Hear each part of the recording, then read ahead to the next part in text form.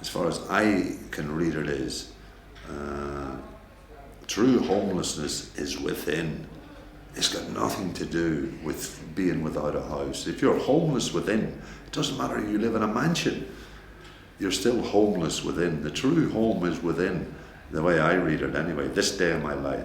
My home is within me. And until I learned about that, until I found me, till I found myself and find comfort in myself and can live at peace and ease with me, then I've arrived home. Now, the environment external from that point don't really mean very much to me. My journey was about finding my home within me. If we look at it from there, and I can quite clearly say that, I am at home now within me. So, as you're saying, the extensions of different bits of wood or bits of stone or outside. I've been in so many places in the last 35 years. I couldn't begin to tell you how many different places I've put my head down in. Untold, you know what I mean, where I've put my head down. And all of that contributed to evaporating the importance of having this surroundings. Here it gives you, first of all, a little coffee area, lounge, kitchen, get-together area that doesn't force you to have a conversation, but it's that space that allows you to have it whenever you choose. I was always encouraged to do things in my bedroom, like, create my own space. So with my two sisters, we're always encouraged to have our own space and give that an identity. And so when I went to university or, whatever, left home, I've always immediately made an identity and created a space that's obviously mine. And that's always had my signature on it.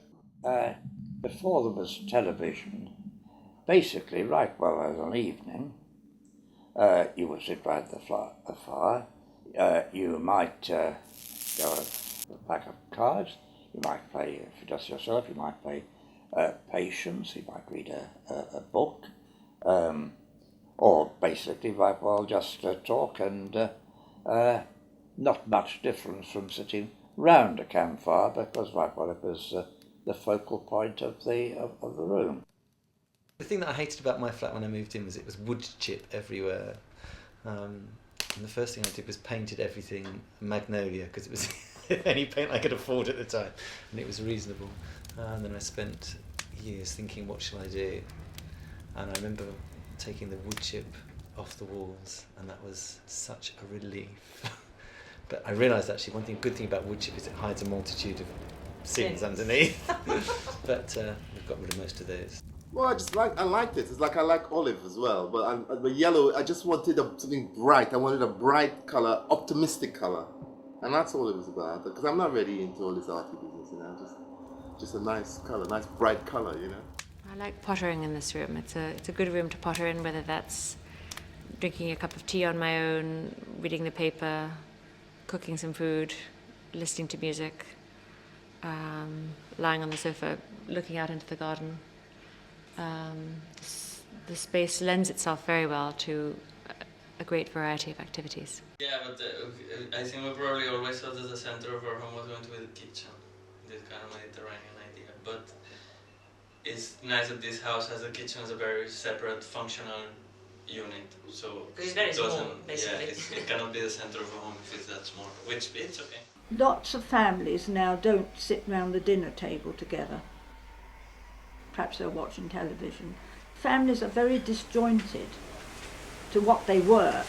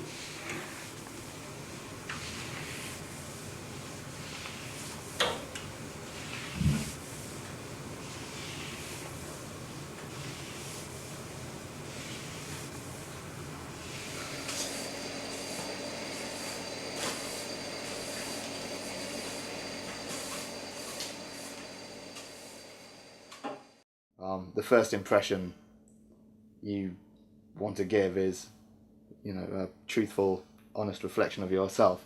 And that's why I have so many different things, because I think if I just had one collection, that would label me as a collector of this thing, or if everything was ridiculously tidy, it would be false as well, because that's just not my nature. I'm more interested in the beauty in all these other things, and the story and the language kind of given off by all these objects, and they make me think further of other things. A Norris smoothing plane, which is now quite a collectible item. I collect tools. I'm in TATHS, the Tool and Trade History Society.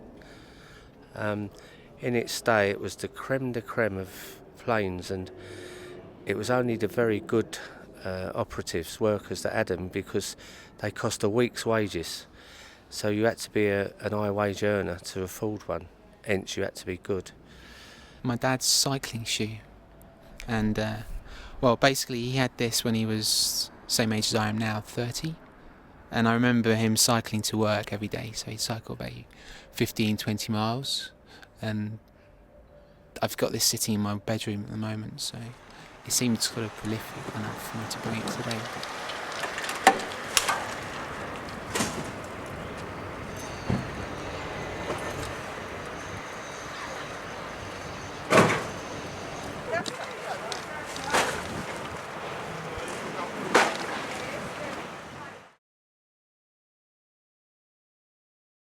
We have got a lot of photographs of our family here. To us, they are valuable. They wouldn't be of much interest to people who don't really know us or that. The story is that an undertaker in Kansas called Armand B. Strowger believed that an operator was actually connecting calls to a rival of his, so he was losing business, so he set about inventing the automatic telephone system. But of course you still needed operators to connect. An operator would literally put a plug into a jack from one subscriber and then connect to another.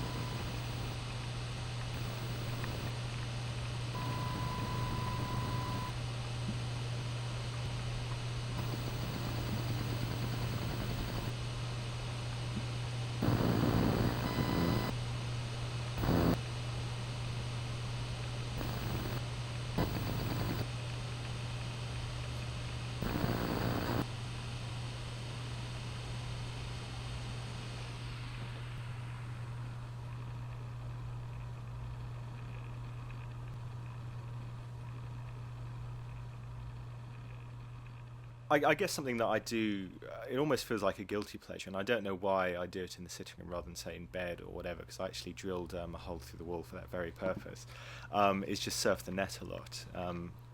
Just sort of, sitting on the sofa and exploring, for want of a better term, cyberspace. It's weird that you're sort of in a safe area that you recognise as your own, and yet in the same way you're totally kind of exploring other people's interests and the rest of the world, if not the outside world, the inner world. The network of friends and interests that you make by visiting websites possibly encourages, more web surfing rather than inviting friends around or going out, whatever. But this is the problem with the internet. The internet gives you information overload. You can absolutely get 150 web pages that tells you the minutiae of what this journalist has done, but you can't necessarily get to his philosophical output of what he understands and what his motivations are for doing it, because what we're seeing is a report of what he said, not necessarily what motivates someone to say something. So the internet does give you information. It gives you too much information. It doesn't necessarily give you the quality of information. So certain pieces of furniture are designed in such a way that you will hide the working stuff like the printer and the scanner and all the computer devices. So it could be only. It looks like a living room, but in fact it's a very office. High-tech office in disguise. I think from my perspective, working from home has meant that I need to be very regimented in what I do, because trying to make sure I use the space properly. Otherwise, it would be very easy to come home from and say, "Oh, well, I'll work over the weekend." I'm trying to make those dividing lines between home and work, and I make a conscious effort that when I get up in the morning, I put a suit on, I actually have a shave, and I do those things I would do as if I was going to work, but I'm just going to do it here in the office here. People are working from home as well as from an office. Space is going to become increasingly scarce because the population shows no sign of shrinking. If anything, is increasing. I think people express themselves in sort of the current culture, put their own stamp on things. And it's hard to see. I don't think people necessarily need to do anything completely over the top. I think you can't help but put your own stamp on things, whether it's particularly, I think a lot of the things in my room define my identity from, my books or records are very much how I think of myself. I think that's the same for a lot of people. So I think people manage it against the odds, really. As you can see from the apartment in itself, it is without doubt one of the top apartments in Docklands. Obviously the best features being the unbelievable views you get from here right up on the 27th floor, a good 400 feet above the ground. Real wood floors, a huge amount of windows and giving a massive amount of natural light, which is gives a great airy feel to the apartment. Furnishings, obviously, they have to be high standards simply because of the sort of clients you get in here. You can't bring the old IKEA furniture in simply because people won't be happy with it. Decor, obviously, very minimalist, and things like the PlayStation and the DVD player and LCD screen come as standard in most of these apartments, simply so people can simply just move in and live how they like. The house gets really, really cold, and in winter it's uncomfortable. We've got open sides to everywhere, so we're looking for some sort of heating solution. Ideally, we were looking for something that would, it had to work, and also we were looking for something maybe that was wood-based. We knew about all the waste wood that's around this area, and we thought at one stage of doing that, and that got us interested in these things called pellet stoves. And pellet stoves is what we've got, and it's where these pellets are made from sawdust and from the loose chippings that come out of forestry. Everybody comes and talks about it. Everybody likes it. Nobody knows about it. It's a carbon neutral form of heating your house. You can put a back boiler on it. It's crazy that people aren't talking about these things and living with them. In terms of storage space, I know that I never have enough, which always seems to be the opposite of what they advertise on TV. That whenever they show home decorating shows, people always seem to live in Spartan white spaces with almost no storage space. And if even on changing rooms, when they have to grudgingly admit that people need to store things, they have to hide it away. It'll be in a cupboard in the corner or behind curtains or something, as if it's somehow embarrassing to display the things you own rather than some sort of evidence of your personality and your interests.